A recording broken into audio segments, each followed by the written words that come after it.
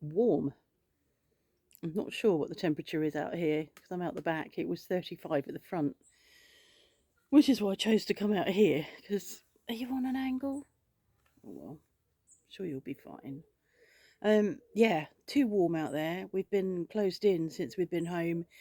I had a blood test this morning, and then Mark had an appointment at midday with the orthopedic surgeon, which was good. We kept waiting for a phone call to cancel it, and that didn't happen. Um, the guy we saw was probably, I don't know, late 30s, early 40s. Um, spoke some English, well, spoke in English most of the time, which was good. Um, so Mark's booked for the 30th of October now, which is 4, 5, 6, about 6.5 weeks away. But it's good that he's got a date. He's got to see an anaesthetist. He's got to have another X-ray because the X-rays that we get here are printed in printed form, so they come in a booklet, which is no good when you're standing in theatre. You can't put them up on the light board, so he's got to have another X-ray for the surgeon to be able to look at, to compare what they're doing when they're working. He was very reassuring. He said to Mark, I'm expecting a baby. They're expecting their third child.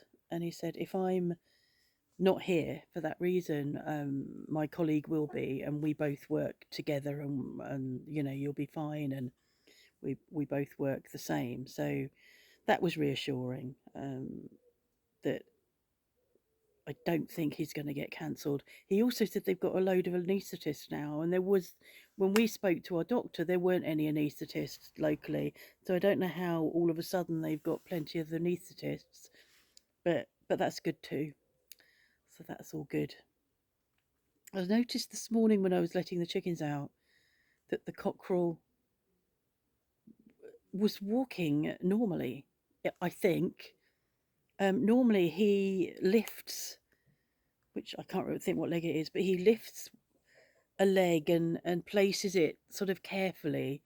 Um, and he's been doing that ever since we've had him, sort of just not quite walking. And it was really, it's what we've got used to. And we just thought, well, that's him. And I think, a couple of times we picked him up and had a good old check over, and nothing, nothing of note, nothing obvious.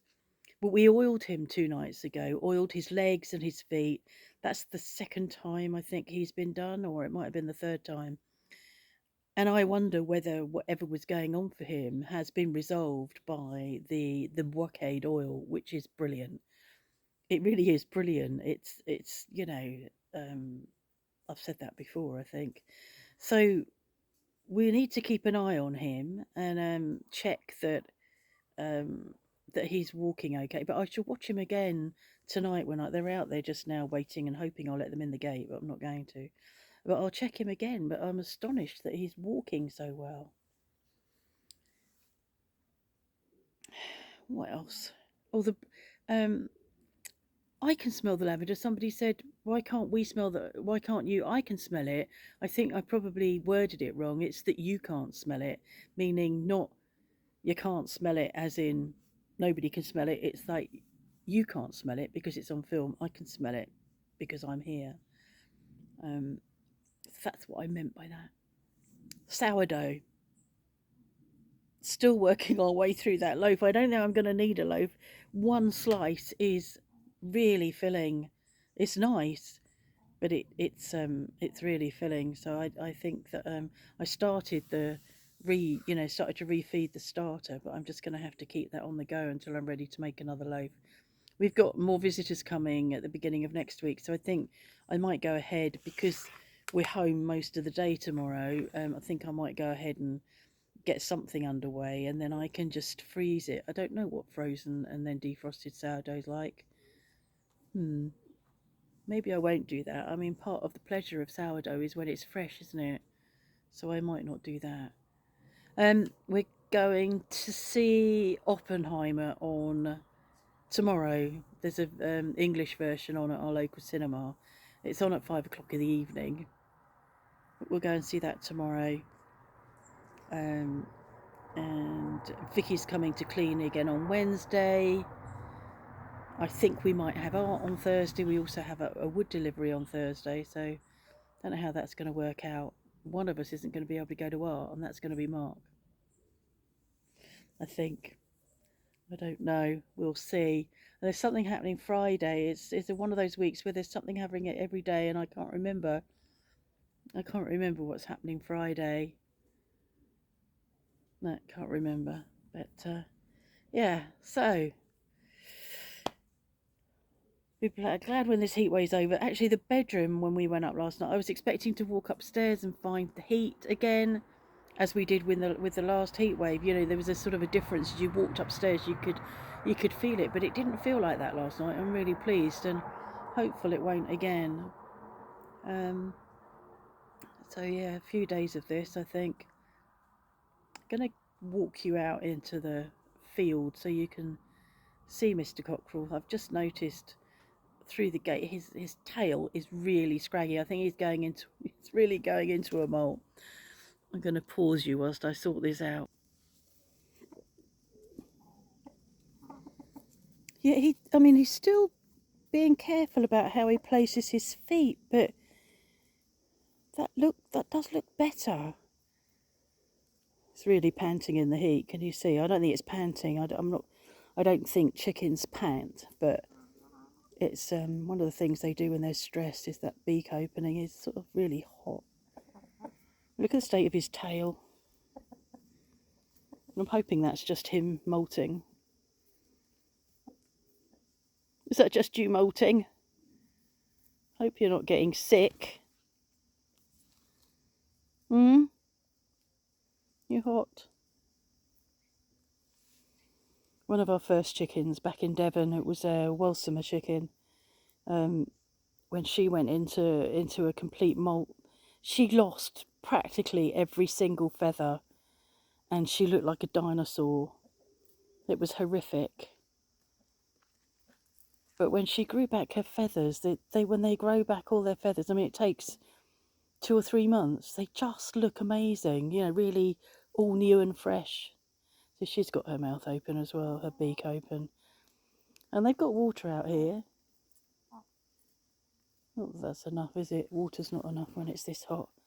And you're not complaining. You ought to be. You're the one with the woolly coat on, aren't you? Ida. Hello. I've worked out what this is on the ground that she seems to nibble at. This red. I think it turns green after. I think it's purslane. I remember this lawn having... Lawn. Lawn. I remember this piece of grass, not even grass, shrubland, having a lot of purslane in it, and the chickens really liked, Ida really liked it, the sheep really liked it. So, yeah, I think it might be purslane.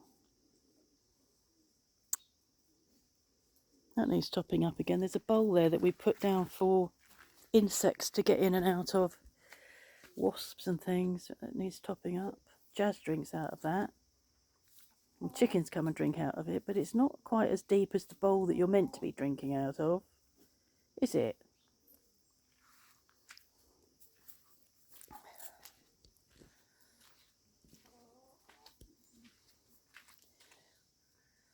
You hot girl.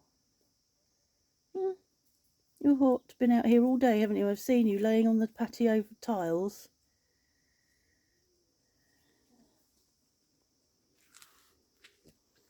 My chilies are growing in here.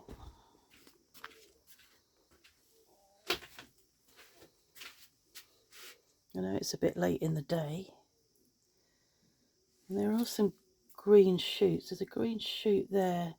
Something there on the ginger. These are also chilies that came through after I'd given up. So we'll see. These can come in over winter. I'll find somewhere for them. I wish I had a kitchen window ledge. The only place I've got that is a sunny window is where I sit. But the problem is The radiator's a bit low, so anything I stand on the top of the radiator, plant-wise, starts seeking the sun, so getting all leggy.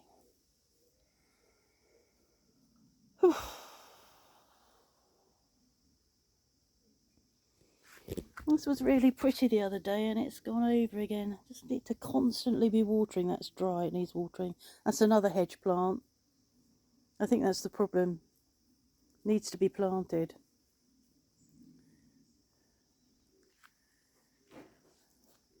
The fence along the back here was the bricks at the bottom, the breeze block bricks at the bottom were already tipping and falling. And then when that cherry tree was taken down over there, it fell here and finished the fence off, and we're waiting for Ludo to start his enterprise so that we can get him to come and put in a new fence there. And once he's done that, I'm going to get him to dig out this bit of mud and plant this, I think is an oleander, in there. Going to put this buddleia in that's waiting for Simone. Never got to Simone and it just really needs planting. And the hedge plants that I bought the other day that were on the window ledge, I'm going to get him to plant those all along here, I think, once he's put in a new fence. And because he's strong enough, he'll be able to dig down deep enough. It really is a grotty piece of dirt. But hopefully we can dig them in and have a, quite a nice hedge along there.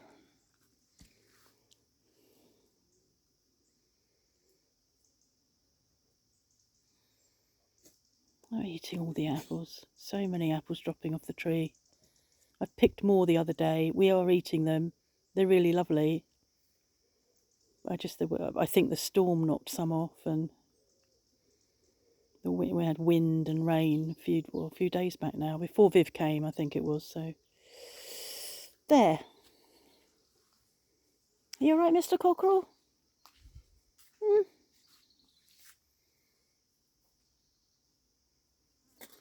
Oh, steady. It looks like he is keeping that leg off the ground, that foot up like you would on tiptoe.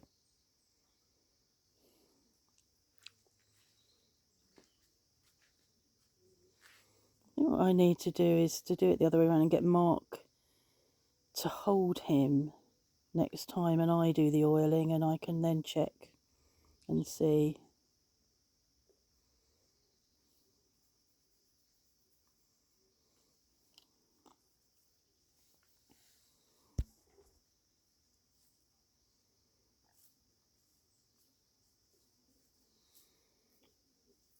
Voila.